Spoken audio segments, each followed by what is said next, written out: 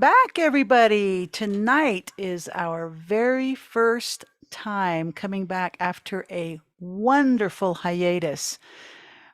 In this time, we want to spend this next hour sharing and highlighting a number of the 135 Native American, Indigenous, and Two Spirit and Deaf Hard of Hearing presenters, artists, storytellers, and elders we have been so blessed and supported by through that amazing time of resilience and rising and thriving and purpose as arts and cultures carries us through those hard times.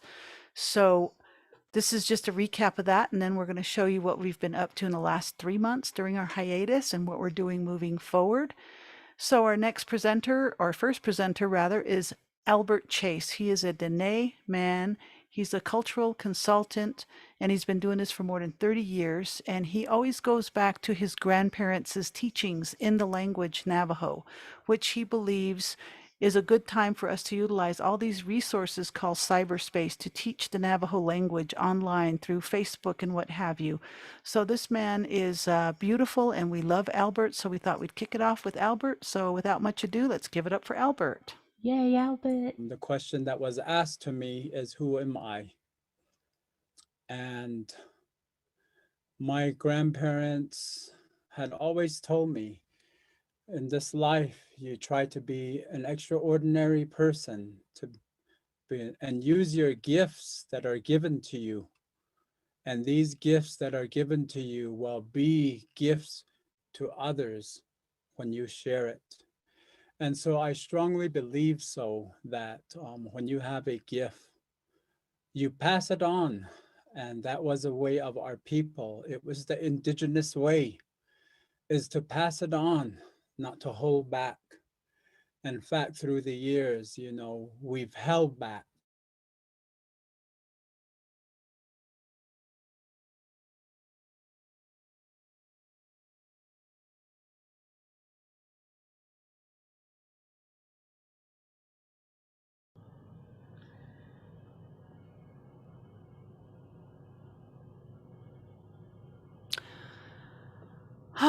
All right.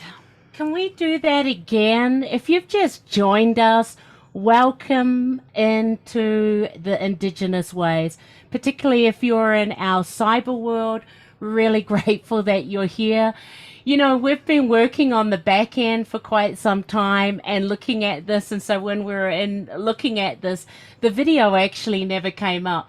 So we're going to just take two and restart this. And thank you so much for your patience. If you're here in Zoom, welcome. We're really grateful that you're here. And if you are scattered throughout the social media platforms, thank you so much for joining us live. And if you're watching the Zoom, thank you, or are recorded. We're really appreciating that you're here. This will be cut, but this is also going to be live through all our archives and the social media. So Tash and I have been on a sabbatical for 3 months, and we're back in the seat. We've really been back in the virtual world. So we're kind of like, how's this go again? So anyway, I'm going to get Tash to do her thing, and then we're going to try that again with our person that wasn't quite on. So thanks so much, everyone, for your patience.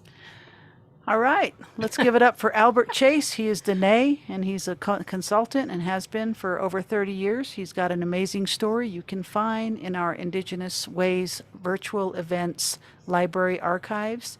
And let's give it up for Albert. Yay, Albert. Thanks for being here, and thanks, everyone, for joining us. The question that was asked to me is, who am I? And my grandparents had always told me, in this life, you try to be an extraordinary person and use your gifts that are given to you. And these gifts that are given to you will be gifts to others when you share it. And so I strongly believe that when you have a gift, you pass it on. And that was a way of our people. It was the indigenous way, is to pass it on, not to hold back. In fact, through the years, we've held back. and we're suffering for it today. And so I just want to encourage everyone. The indigenous way is a very peaceful way, a loving way, and how we connect with one another. So this is me as Mr. Albert Brent Chase. All right. That is our brother, Albert Chase. We are very honored to know him, and he walks in the beauty way. We call that Hojo, Hozho, with a hyphen over the O. Our next speaker, we're going to share a clip of, is one of my favorite people on planet Earth, and that is Diane Reyna. She hails from Taos and Oque Pueblos, so she is definitely a Pueblo descendant of these lands. And what Diane has done with her life is make the invisible visible through the camera lenses. On top of that, she's also an artist, and at the moment, she's into iconography, and that is her new passion through the COVID pandemic. And here is my favorite human being on planet Earth, and there are many, but she's one, Diane Reyna. I'm a note taker, so as I'm taking notes, because it's important for me to have recollect, and I got to have this information because the types of jobs I have, you got to be accurate. So I have to take notes. I've always taken notes, and then while I'm listening, I'm starting to want to listen, but I'm also kind of interpreting what I'm hearing through lines and marks. And so I don't know what any of these drawings, except the last one. Even the last one, I didn't know what it was going to be. I just lay a line down. It's usually that flow, what I call a flow line, that reminds me of life. That's how we must live. And then I look at it, and then I decide where I'm going to put the next line. And then from those two lines, I decide the third line. It just builds.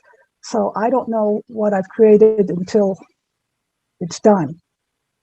And then go back and see what possible interpretations that these things might mean to me. And so that's what I love about these pieces, because it's open to everybody's interpretation. I just put down what I was experiencing in my mind through my drawings. And so other people can see what they need to see in it too. And that's the beauty of art. All right. That's a little clip that, again, you can view in our video archives, the full story with Diane Reyna, as she counters the traditional writing narrative, art narrative of storytelling, which is there has to be a beginning, middle, and end before you get started. Well, after hearing Diane, that's not true. In the indigenous way, you just take the pen to paper and see what story manifests from that. And that's very beautiful. And we have our beautiful interpreters here this evening, Chandra and Cress, that's C-R-E-S, so short for Crescenciano. And if you want to pin the interpreters, if you need the interpreters, pin them, and it'll be a bigger screen for you to see. So our next clip is going to be from our sister. Her name is Ora Barlow Tukaki. She's Maori. She's a sister of ours in music. She's also an amazing storyteller. I mean, this woman is fierce. When we went to New Zealand, she welcomed us into her Maori backlands and had a big festival and honored the indigenous people for DAPL, Dakota Access Pipeline.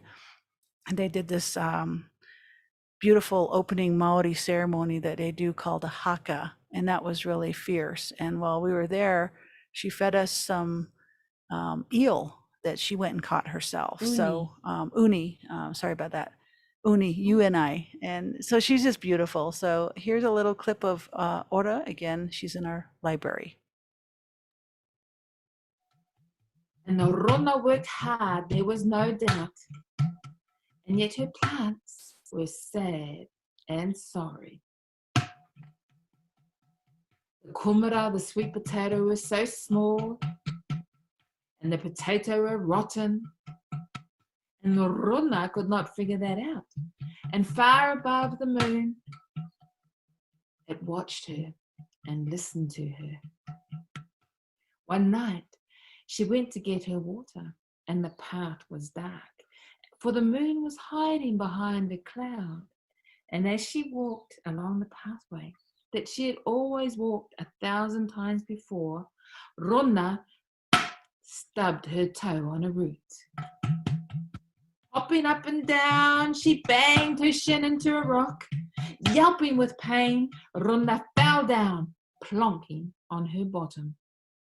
Rubbing her sore bits, she looked up at the dark sky and cursed the moon for hiding behind a cloud. She shook her fist. She pointed her finger. She said words that she had never said to a living human being before, and she bent down to pick up her hui of spilt water. But what Runa didn't know was that the moon had been watching her. What Runa didn't know was that the moon had heard her, cursing at the moon, yelling at the moon, saying what a terrible moon it was. As Rona began to bend down to recollect her water, still fuming about the lack of light from the moon started to pull at her. First, Rona's hair began to stand up on end. Then she felt a tug on her clothes. And finally, Runa's toes began to leave the ground. In horror, Runa felt herself beginning to float up into the world. In desperation, she grabbed the rock, but the rock only crumbled. Then she grabbed the bush, but that came away in her hand. And finally, she grabbed the branch of a tree. But alas, the very roots of the tree was pulled out from the earth, and Runa and the tree were pulled towards the moon.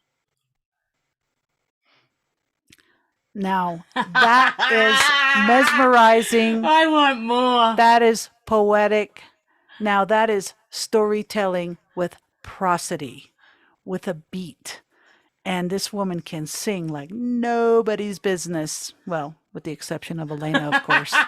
So we got storytellers, historians, artists, musicians, comedians, all kinds of wonderful human beings to share with our video archives library, which is free and accessible to all of you.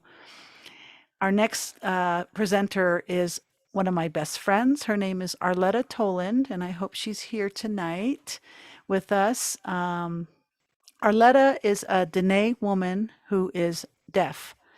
And Arletta is, her parents were traditional medicine people speaking only the Navajo language. So she grew up in culture on the land.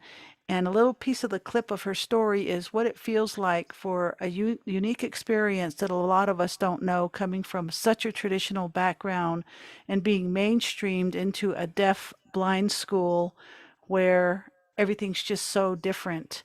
So we're going to share a little piece of this amazing woman who believes in Mother Earth and Father Sky and signs to the earth and signs to her dogs and cats, and she signs to the sky. She goes up and stays on the Chusca Mountains in a cabin all by herself and sees the bears and has no fear. I just love Arletta.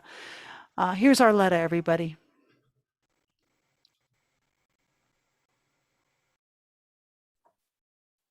I was born in a log cabin. And at the age of 1, I became very ill. I had a very high fever. I almost died, actually. But that illness left me deaf. At the time, a Catholic priest helped my parents find a deaf school. And so at the age of 4, I left home and I was sent to a residential school for the deaf and blind. I cried a lot. I was incredibly homesick. One of the supervisors at the school, who was a Pima, Native American girl, comforted me and stayed with me. And of course, I felt better. So the two of us stayed together for a few weeks. It was there that I learned American Sign Language as I interacted with my other peers. And I remember going into one classroom and being provided a device that came with a set of headphones. On the main unit of the device, I could adjust the volume to make it lower or higher as needed.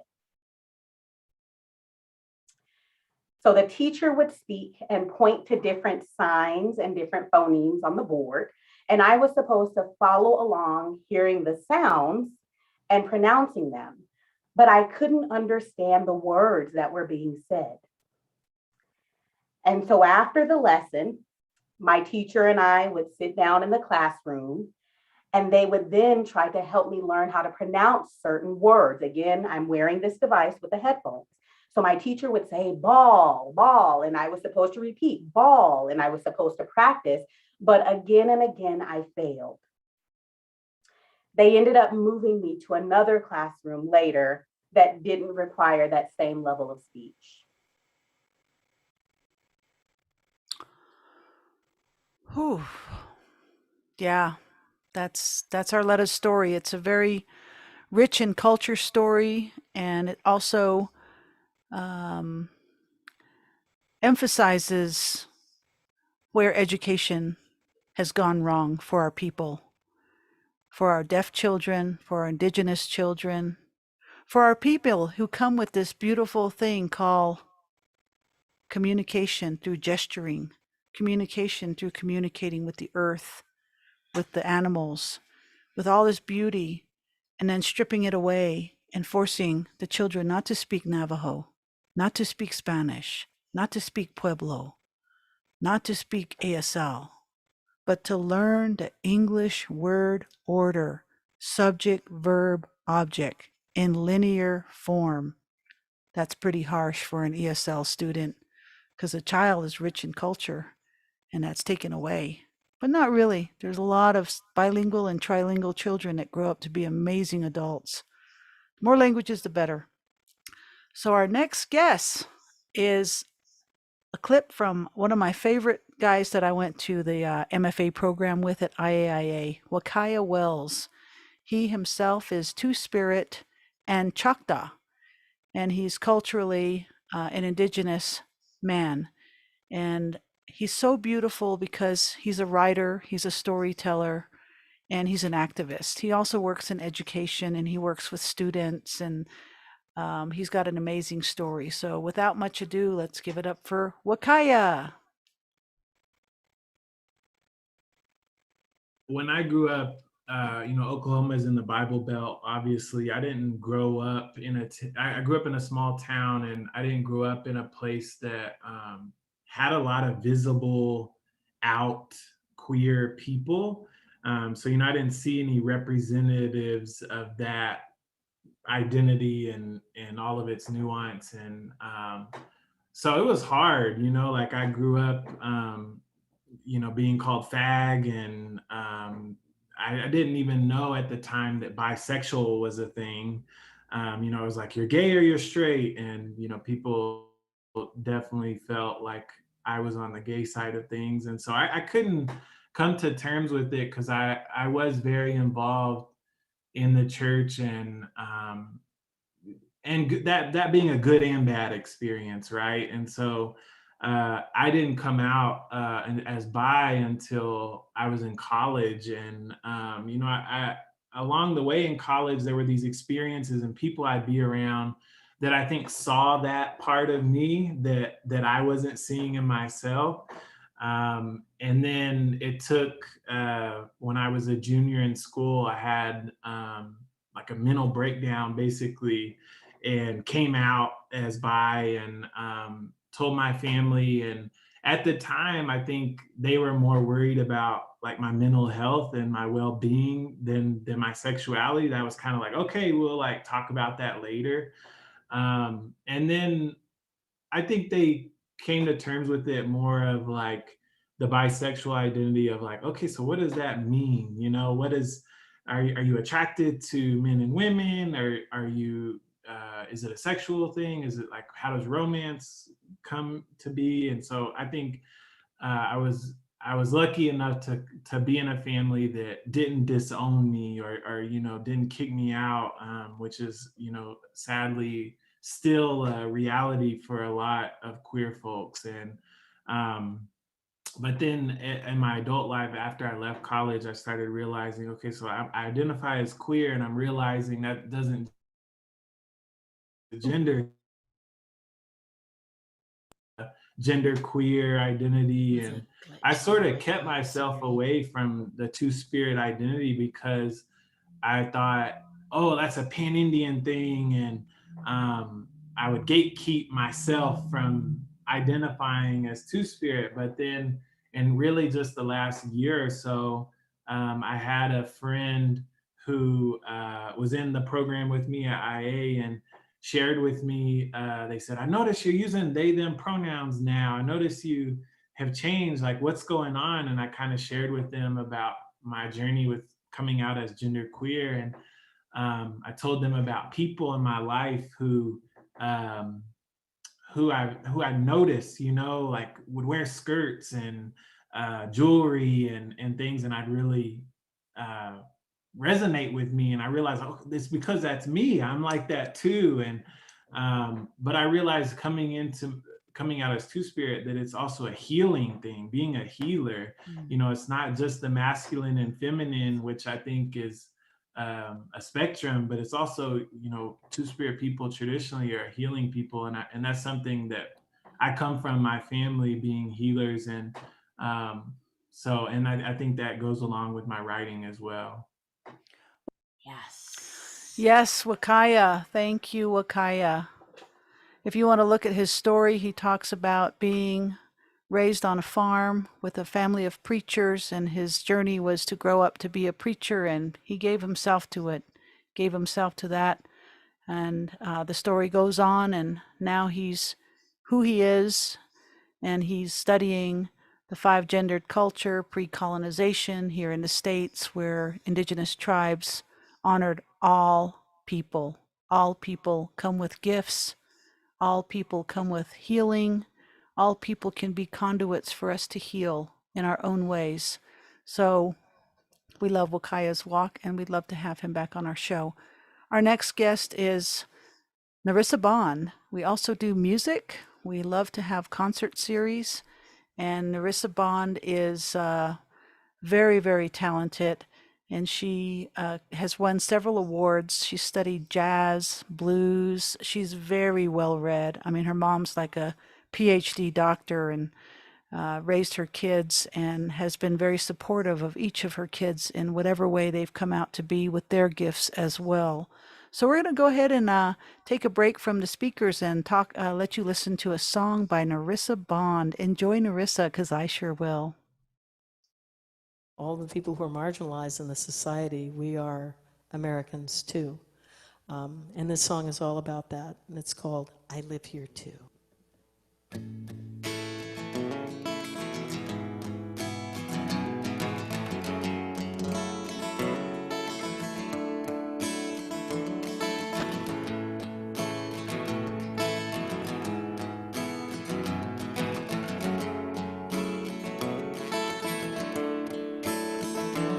I am black, the color of the night, in a beautiful evening sky, where the stars sparkle like diamonds, high above high.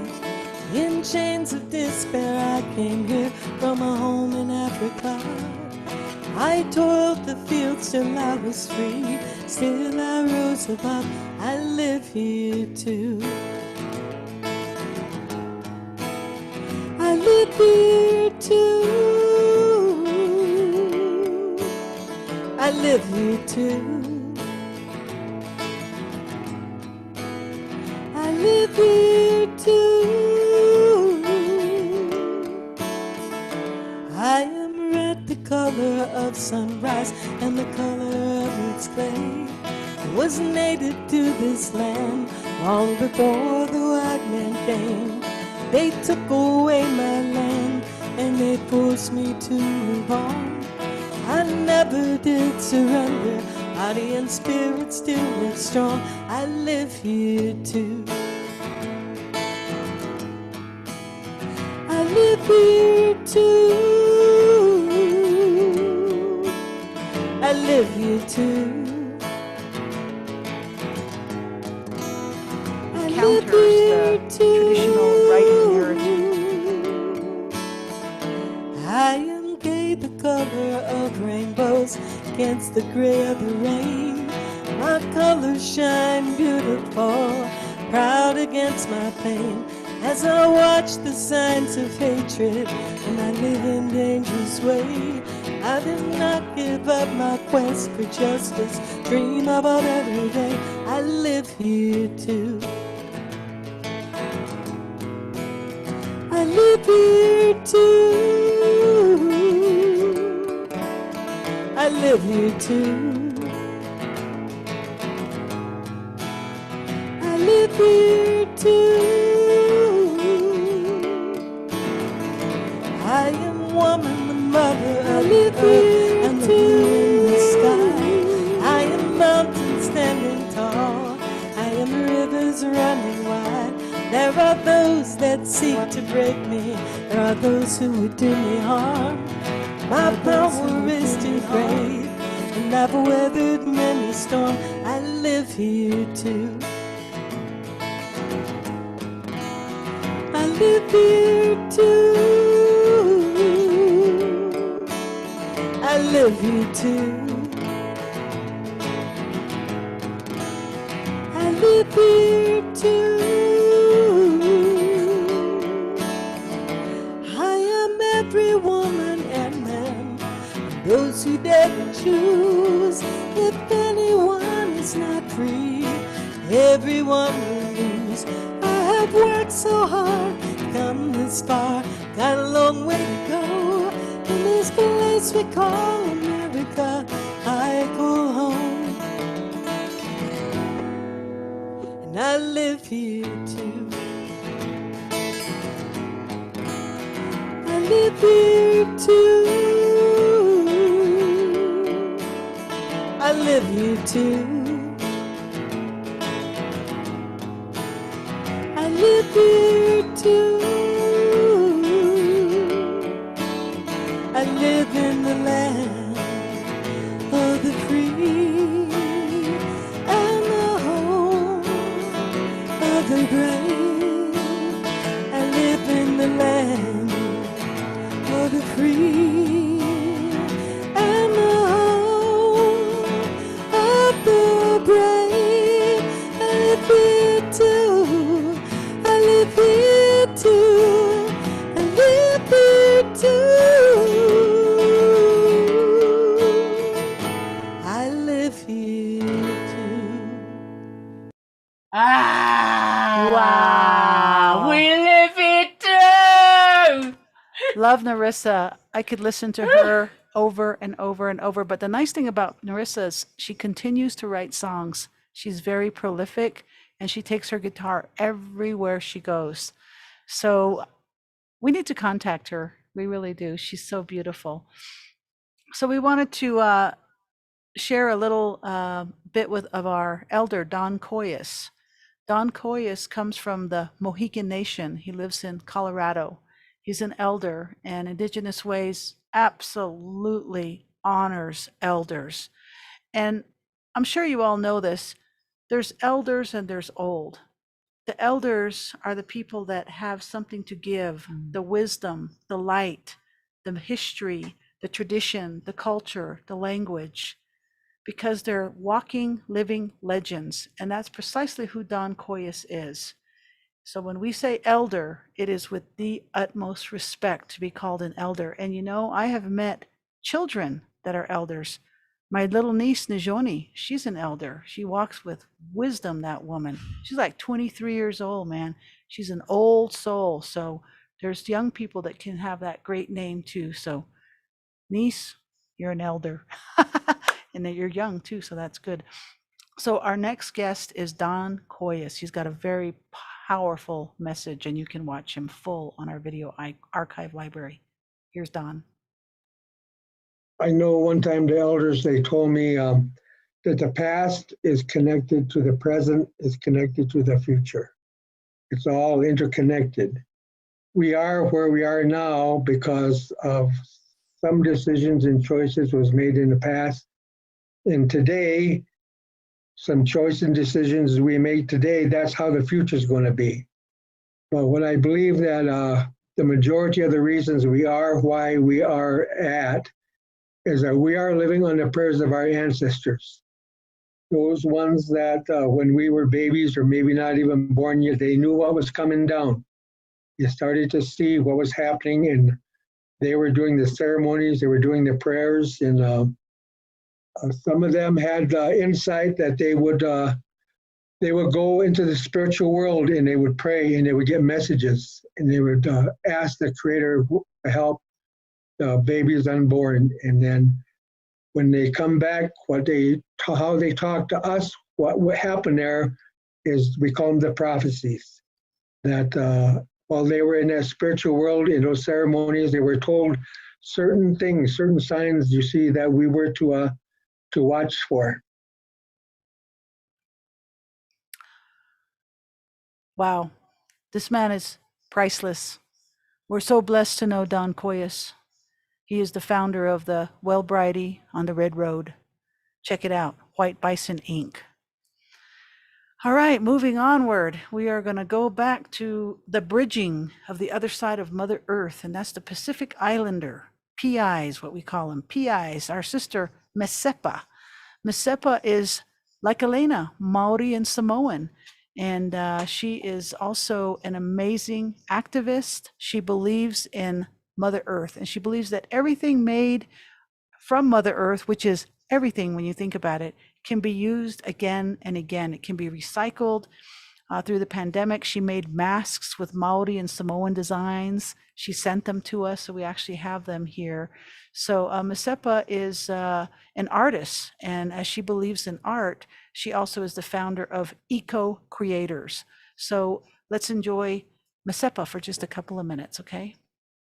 My life experience was having to go through a time and period of my life of losing life, losing children, giving birth, losing that child.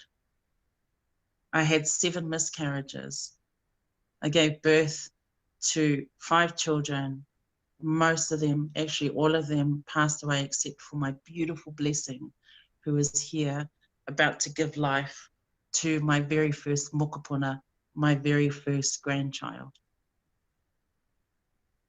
That time in my life was the most darkest time of my life. And in it, when I was going through it, and in it, nothing else existed except the bottom of the pit, the bottom of the cliff.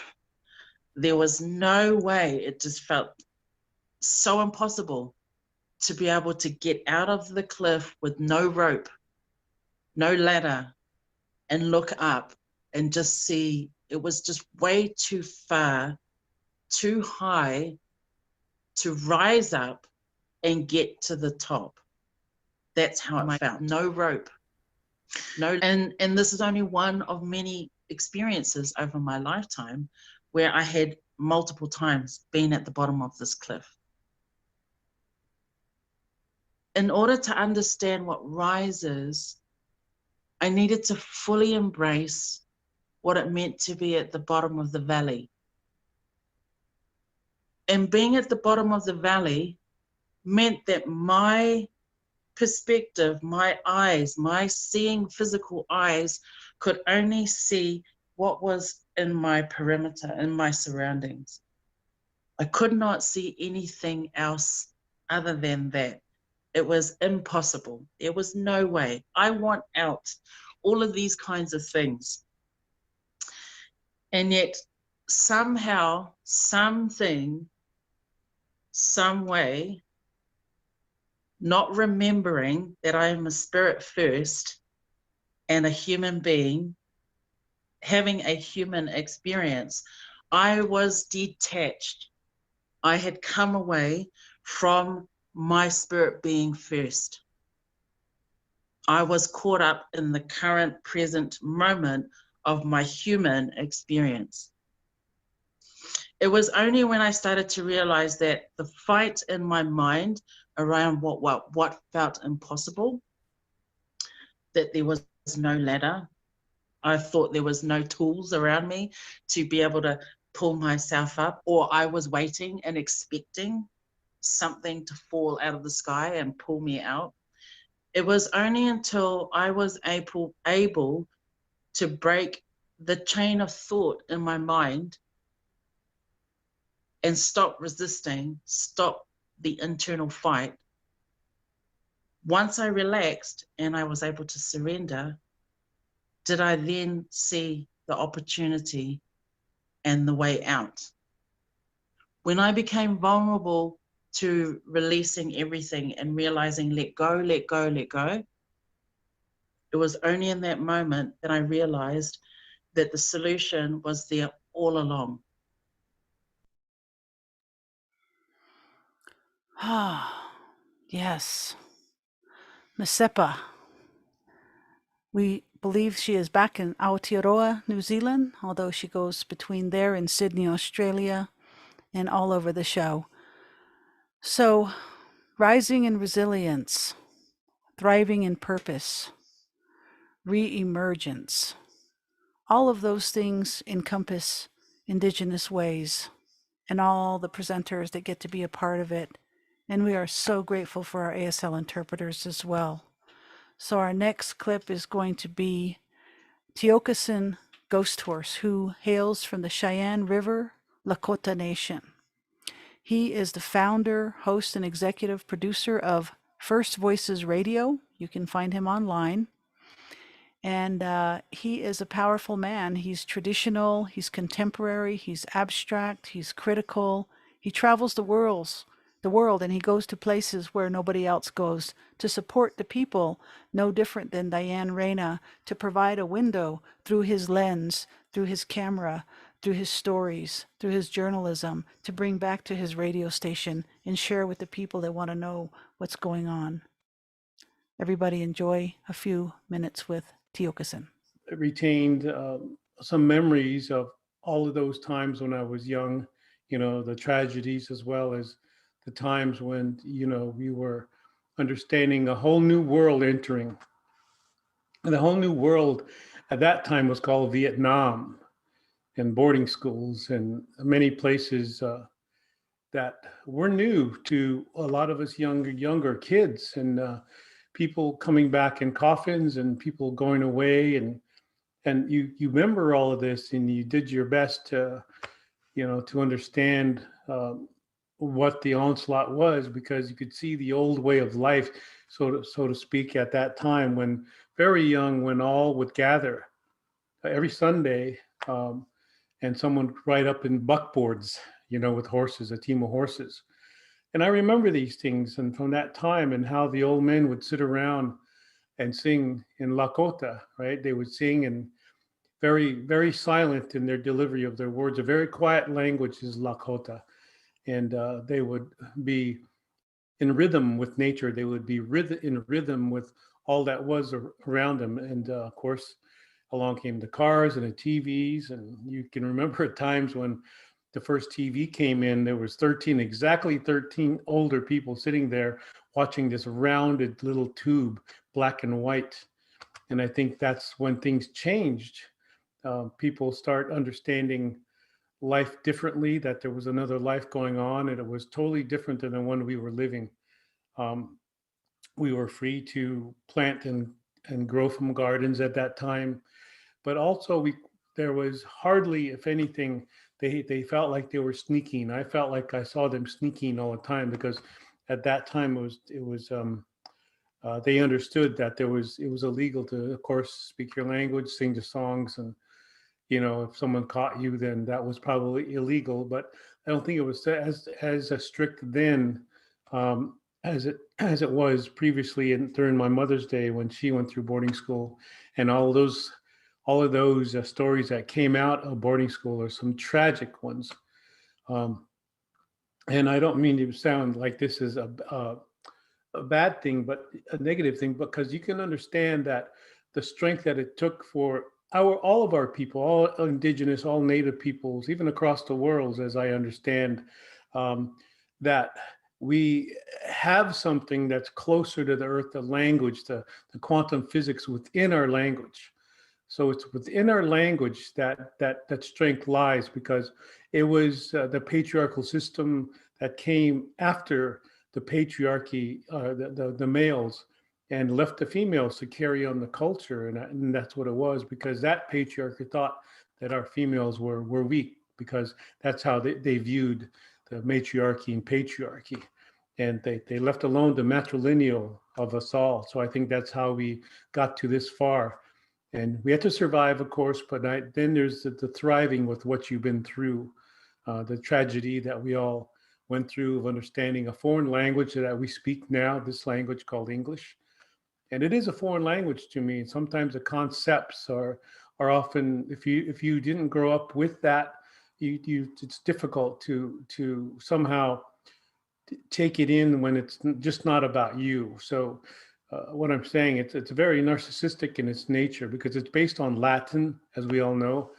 65% of this language is Latin, and that's having to do domination and destruction and war, and the attrition and the conquering and the devastation. And so we learned how to talk this language of war, and we gotten very binary about it. All right. That's our brother Tiokasin, Lakota brother. We met him in New York City and many years ago, and he's an awesome, awesome man, carrying an awesome message. Our next powerhouse is, I love to say this, everybody, this is music to my ears, because she was my first mentor when I got into the world of signing, and she was actually my boss at New Mexico School for the Deaf. I like to say this, Dr. Carla Garcia.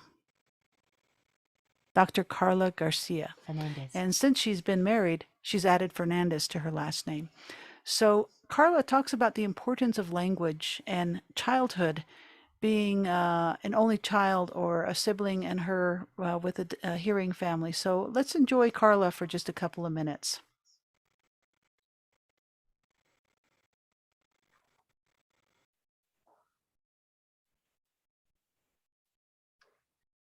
So in my home, I had some family members that were fluent in American Sign Language, others that knew some basic signs, and of course, their fluency ranged, right? So everyone in between. My mom signed pretty well. My father used a combination of gestures and signs that we came up with at home.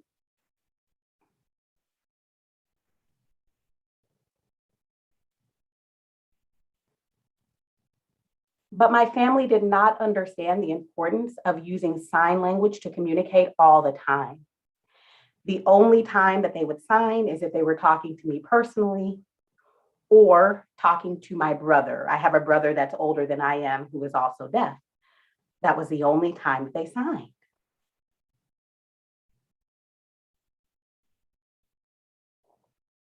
And when I think about how I developed my identity as a person, I recognize that I developed identity later in life than I otherwise would have. There's a lot of research that shows the critical importance of identity development. And it's as critically important for deaf children to have access and communication to families so that they can take in that culture, those values, and develop their identity as well. For deaf children with parents that hear and do not sign, that do not therefore have communication access, many of them end up with mental health diagnoses such as depression or dysthymia. There's a number of ailments that research has proven that these children end up with. Oh, wow. That's Carla. I know I got to get more creative with my responses to all of our speakers because I say that too many times. Wow. But that's all I can say is amazing, powerful. So, the importance of language in childhood. We're going to move on to our Auntie Jo Wilmot, who hails from Australia, and she has been around the Northern Territory, and currently she lives in Adelaide, and she comes from the Woka Aborigines. And I asked her a question. I said, is there a solution from the atrocities from colonization? If so, what are the remedies? And this is a healing elder, Auntie. They go with Auntie in Australia. So here's Auntie Jo. We need to look within ourselves. We need to sit on Mother Earth. We need to start noticing all our brothers and sisters, the waterways, what's flying in the skies, what's creeping along the earth, what's walking on top of the earth, what's emanating from the earth to give us all life. We need to notice that humans are damaging one another.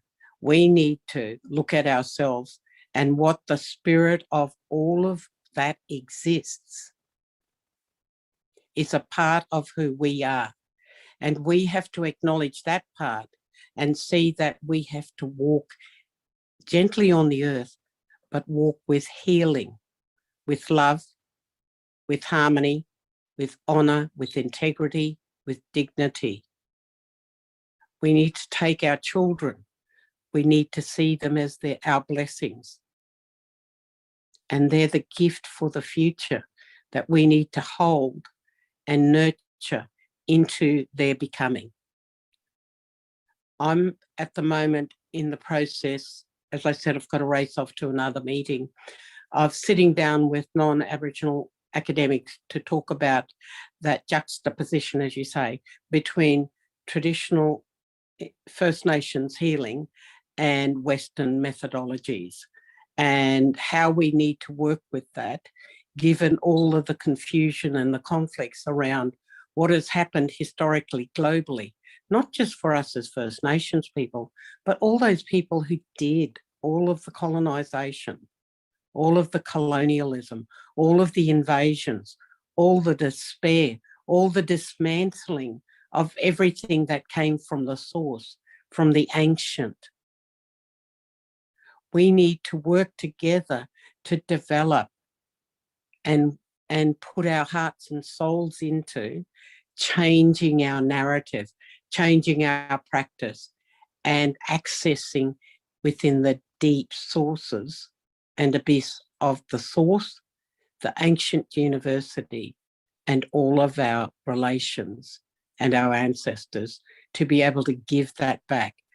So our healing, and I've been involved in this with the Stolen Generations for the last 4 or 5 years, we've had our traditional healers who come from the desert, who sit with the men and women who have been damaged by the process of colonialism, but also being stolen and being rejected and disjointed and confused and just broken in respect to what's happened to them, holding them in a culturally safe space to be able to see that they are of value. If you don't acknowledge the spirit and its value, you're not acknowledging the whole.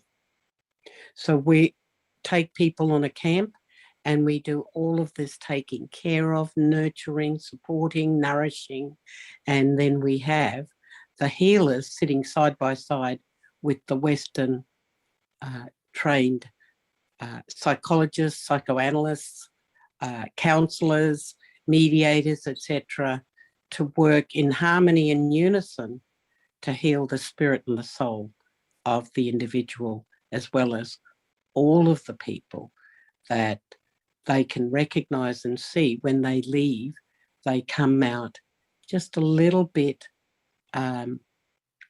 connected back to who they really should be. Ah, beautiful. Oof. Beautiful, beautiful. Thank you so much for that, Auntie Joe, for those powerful words and that medicine. And, you know, thank you everyone for joining us. This is our first time back after having a hiatus. This was a very difficult decision to make of when coming back, who could we showcase out of the 135 elders, deaf and hard of hearing, two-spirit, Indigenous, Native American, spiritual advisors, artists, musicians. So what we've done tonight is just done a little smorgasbord of the incredible 18 months that you've supported us with. And if this is your first time, please check out our website, IndigenousWays.org. In the video library, there you'll see these amazing people that you had a little taste of. You can watch all their archives, they're there. But as Auntie Jo said, and I love the question that Tash posed, which is there a solution? And she says, yes, it's our healing. And as you would have seen from the artists and presenters, their own personal stories or through their arts, through their creativity of how to do that as a collective. And how did we come here? You know, Indigenous Ways, Tash, myself, our wonderful board that we have, we received about 11 grants because we co-create festivals and events in remote areas. And last year when we received those grants, we couldn't do that. So on the 1st of April last year, we wanted to keep all our communities connected. And so what did we do? We did the virtual events. We had 2 going out per week. One was the concert series supporting all our musicians and artists, and the other was the Wisdom Circle. So this was just a small little snippet of these amazing people that have really blessed us with their medicine, with their walk in life, with their wisdoms to bestow to us in this extraordinary time that we're in. And one of the things that I'm really honored and what I get to talk about next, we had a friend at the end of May that said to Tash, hey, I've got some friends who want to donate to the Navajo Nation. Do you know of any nonprofit organizations that they can donate to? And so this was in 2020 last year. And Tash says, well, you know, I don't know. Oh, actually, you could donate to us because Tasha's family, her sister's on, Miss Michelle, her mother is on also at the moment in the Zoom. Kathy, thank you so much.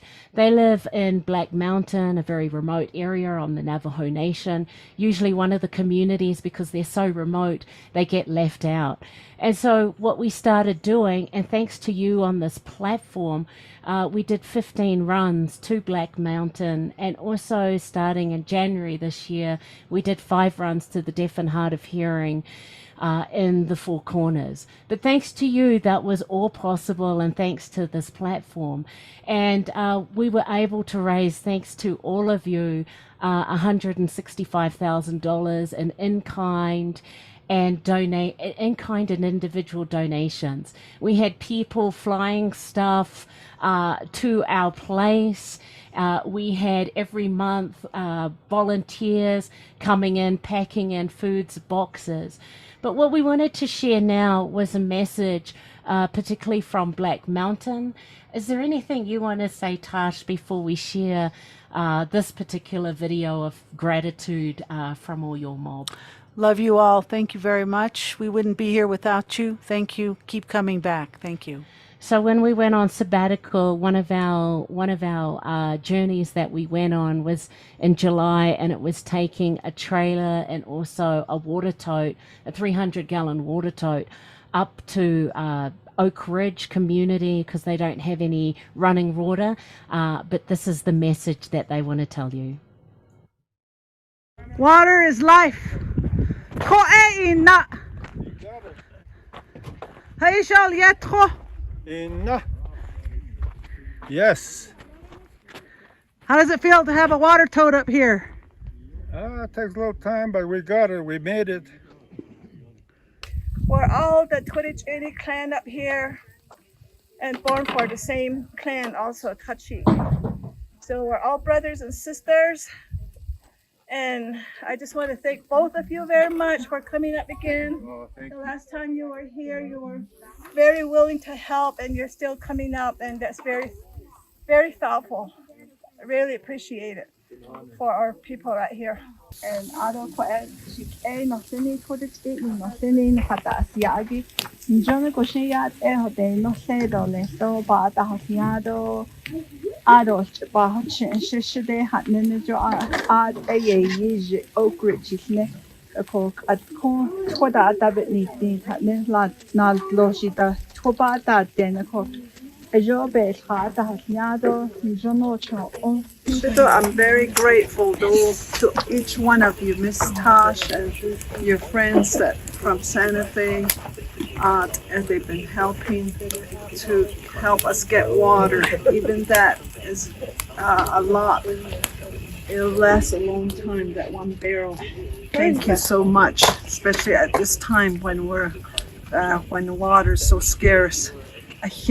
Water is life. Yes, indeed. Water is life. And thank you, everyone, for being for your incredible support. Because without any of you, none of this would have happened. As being on this virtual events, these are relief runs that we did to the Navajo Nation. Thank you to each and every one of you. You know, so many things have happened through this platform. From the onset of April 2020, we had ASL interpreting services. So working out that, we're grateful for all our amazing interpreters making access available to all. What's been important for us is having the split screen rather than our clientele looking at little tiny interpreters. And this whole thing has been through our co-creating this platform together, and we're grateful for that. What we can tell you at this moment, we've had 85,000 views from all our social media. On our archived videos on our website, we've had over 25,000 views. And, you know, through this, we were also able to fundraise for one of our brothers, Bill Miller, a really predominant musician and Native American world, and do a fundraiser for him with several Native musicians, which then led us to May this year having the Indigenous Healing Festival, collaborating with the Institute of American Indian Arts, the Performing Arts with Dr. Sheila Rocha, the Santa Fe Indian School, and also Tewa Women United, having a full sold out on the Saturday, and this incredible weekend of festivities. This has all been possible because of you. And, you know, I just want to go to this before we start bringing everyone in. If you're on our social media pages, please like or subscribe to our pages. It's really important. All of these platforms has been because of your kind donation. So you'll see over here, we've got PayPal. We've also got Venmo. You can take the QRL code. We've also got at our website, IndigenousWays.org, a donate, where you can donate if you want to invest in what we're doing. There's also you can do a one-off or a monthly, whether that be $5 a month. It just comes out with you knowing. Or if you're a bit like myself and not into the electronics and you want to do snail mail, you can write a check to Indigenous Ways. It is our P.O. Box 4073, Santa Fe, New Mexico 87502. So that's what we wanted to share with you. We cannot thank you enough for your phenomenal support, because without you, none of this would have been possible. And what you wanted when we were doing these was the opportunity to come in, because when we started this, what was important for us was how do we connect all our communities? And so if you are in Zoom, and now remember, this is getting zapped out live, but if you feel okay, feel free to turn on your camera or your camera if you want to come in live. If you're on any of our social media pages, please send us a message or a comment that we can share. We've got a few minutes left before the top of the hour, but we're here, and we're just going to invite some people in. And Tasha, is there anything that you want to say while I'm doing Yeah, that? we just want to see you if you want to say hi on the screen. I know we're at the top of the hour, so we're going to call it a night pretty quickly here and look forward to seeing you all back here next month, third Wednesday of every month. So if you want to put that in your calendar and share it, we're going to be having a wonderful presenter from here in Santa Fe, New Mexico next month. So this will be one of our events, and our sister Sarah Youngbear's here. Hey, Sarah, how's it going? This is Sarah. I'm doing well. Thank you for asking. It's good to see you both, Elena and Tosh, again. And it's great to be here and watch people share their stories. I'm really glad that you bring together the deaf, the indigenous, and the hard of hearing component, and you provide access via American Sign Language interpreters. That is very pleasing to see. Not only that, it's an opportunity to engage with community that isn't available to others throughout the country. I've noticed that you have started providing access like that, and it's becoming increasingly more and more available. So I really appreciate that from you. Woo! Yes, thank Hey, you. Sarah, just before we go to others and share some, do you want to tell us what you have been up to? Yeah, yes, I do. Just a second. I can't see. I'm sorry. This is the interpreter. I can't see. Needs to pin her. Sarah. ¿Dónde está? Sorry. I couldn't see you disappeared. Sarah says yes. Thank you. I am thrilled. I do have news to share with you. Just last Monday, I was invited to the White House. They are having a roundtable for discussions about Native Americans with disabilities. And so they're looking to enhancing services and, of course, uplifting the community. And I was invited to be a part of that. And I was also re-invited to return on Monday, this coming up Monday. So I'm really looking forward to being a part of that roundtable discussion again. Rock on, Sarah. We're so proud of you. Yes. Thank you very much. All right. Anybody would like to say anything? Thank you. Thanks for that, Sarah. While people are contemplating, I just want to go to our social media. Hilda Ritchie from Wisconsin says, thank you. Great to see you, Hilda. And also Jennifer Folan says, thank you for your amazing work. Thank you, Jennifer. And Michelle Mormon, welcome back from Marquette, Michigan. Isn't that the UP? The UP on Black Rocks Peninsula. It is the UP. Thank you, thank you, thank you. We're glad you're here. Going to the floor. Yeah. Would anybody like to do a quick check-in before we call it a night? Hi. Hey, Teresa!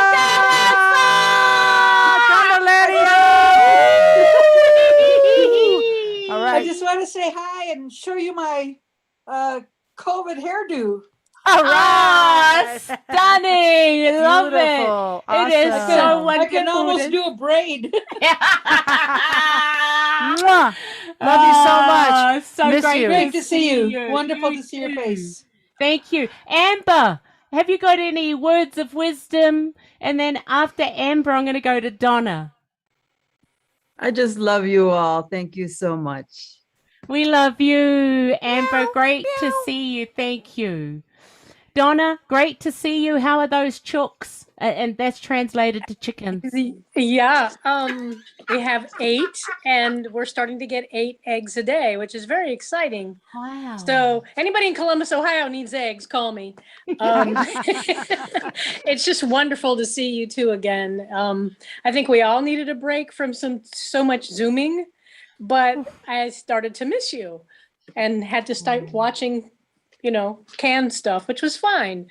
But live is so much better. Thank you. Thank you. Oh, thanks so much. Great to see you, Donna. And we're just going to go to some messages in Zoom from Christine. Christine says, thank you. You are amazing women. You are creating loving community and healing many people's hearts.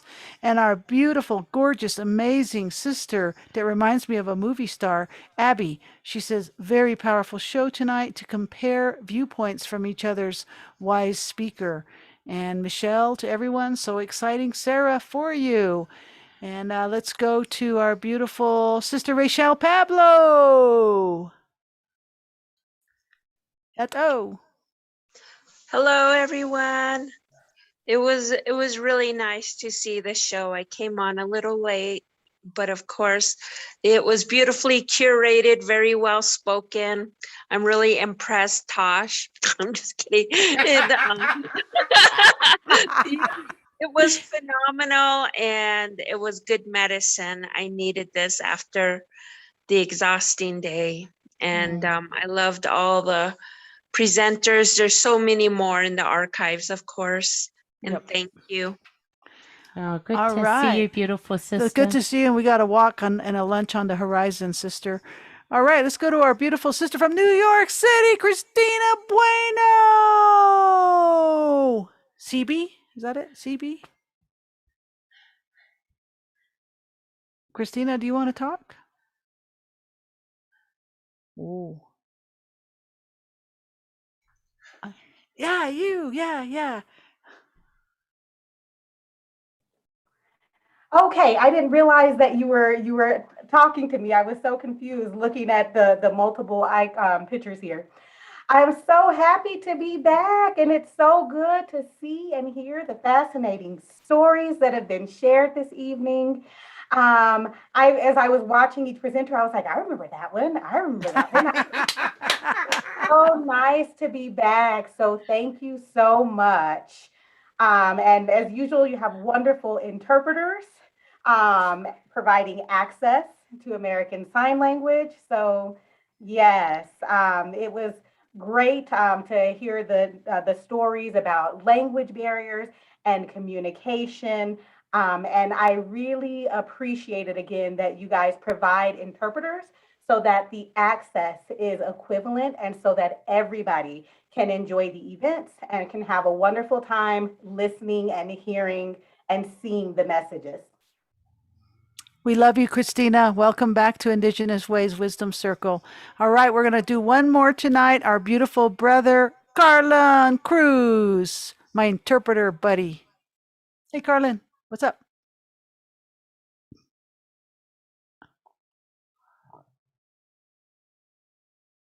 He's saying, uno momento, por favor. Oh. But I said it in English. I was exhausted after a day's work today, but like some of your other guests have commented, I got on about. Carlin, talk up just a little bit. So please. Well, I had a long day's work and I was absolutely exhausted. However, and I didn't think I'd be able to get on this evening. Like some of your other guests had mentioned, it was very invigorating and refreshing, and I feel like I can go back to work and do another 6 or 7 hours after watching. I remember some of the guests, and I can't tell you how much I enjoy hearing the wisdom from our elders. It's just absolutely amazing, and to know that we have these elders all over the world, like Auntie Joe. Guys, for inviting me forward. Thank you, Beautiful. Carlin. We can't hear you. It's a very bad reception, but you know what? I want to call you on the phone after this because I want to talk to you. So beautiful. Thank you so much for that, Carlin. We want to thank everyone for your sacred time and blessing us back into the Indigenous Ways Wisdom Circle. Please put this on your calendar, the third Wednesday of each month. So next month, we're going to be having the superintendent from the Santa Fe Indian School who's going to be blessing us in the wisdom circle. So if you come here next week, it's just going to be you, but please be sure to put the third Wednesday is when we're going to be coming on. We're also going to turn this into a podcast series. So we'll play with this and do a lot of things. But before we sign out, please let's give it up for our beautiful interpreters, Sandra and also Chris Sessiano, making this all possible. All our amazing presenters and the incredible medicines. And if you want more, you can go to our website, IndigenousWays.org. Please go to the video archives. They're all there, and more incredible presenters. And also, we cannot say this enough, but thank you for your time, your essence, your energy, and blessing us this evening, coming in for the first time back after our wonderful hiatus. But again, this has been a community, collective thing, doing it all together. And I'm going to give it to Tash, who's got the last words for us. We love you all. Thank you for being with us tonight. And let's give it up for everybody on planet Earth, all the five-fingered ones. We all have a right to live. We all have a right to breathe. And we all have a right to communicate. And we all have a right to have access. So let's all fight for that. Let's walk for that. Let's pray for that. And let's be into action for that. All of us, let's raise the bar so those people can get it, right? Love you guys. Have a good one, okay? Love you all, and we'll look forward to seeing you October 20th, that third Wednesday of the month. Be well. If you want to sign up to our newsletters and find out more, please do. Good night, sweet dreams, or good morning, wherever you may be. Dinner time. Bye.